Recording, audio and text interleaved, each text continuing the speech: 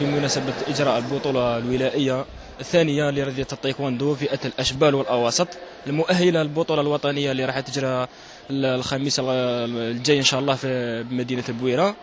عندنا هذه التصفيات في فئة الأواسط والأشبال اللي راح تجرى هنا في قاعة 5 جويلية بوقادير، واللي مشارك فيها نادي الرياضي أم بوقادير ونادي اتحاد الشطية ونادي البقعة. التصفيات هذو مشاركين 3 نوادي في البطولة الولائية. وكاين ايضا بهذه المناسبه راح نشوفوا يعني ننتقل احسن العناصر بولايه شلف اللي راح تمثل الولايه في البطوله الوطنيه ان شاء الله اللي تجرى في مدينه البويره. وعندنا ايضا فئه الاواسط راح تجرى البطوله الجهويه تجرى في وهران ان شاء الله السيمانه الاسبوع الجاي ان شاء الله.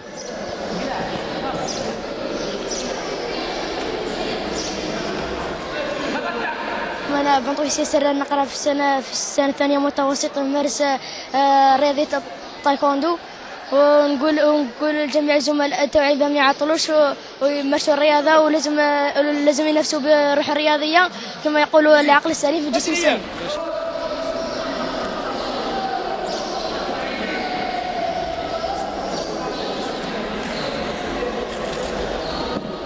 هذه البطولة اللي حضرتوها هذه البطولة الثانية على مستوى الرابطة. أول بطولة درناها في شطية، وهذه البطولة الثانية تحت تنظيم الرابطة الولائية وتحت إشراف الجمعية أمل بوقادير. الحضور بارابور العام اللي فات نشاهدوا تحسن كبير، وهذه البطولة راهي تأهل للبطولة الوطنية اللي تجري في البويرة إن شاء الله. اللي في كتيف راهم ما شاء الله.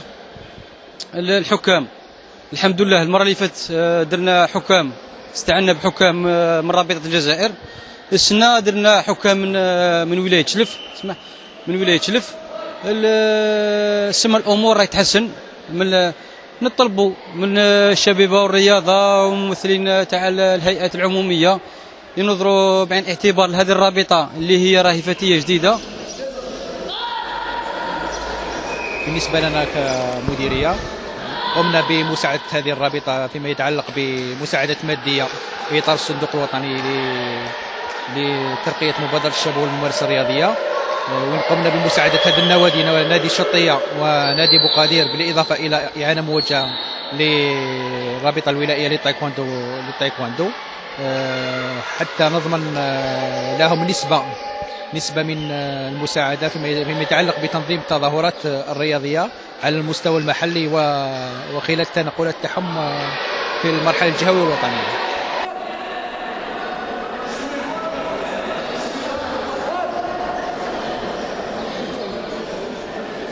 على كل حال احنا رانا ندعموا الرياضة بصفة عامة في جميع المجالات، سواء كرة القدم ولا الملاكمة ولا التايكواندو. وإحنا ماذا بنا الشباب هذو نديروا المجهود تاعنا باش نوفروا لهم كل الامكانيات وباش يكون عندهم مستقبل. على الاقل ما تبقاش الرياضه محصوره على مستوى الولايه، ماذا بنا نخرجوا نروحوا بعيد ان شاء الله.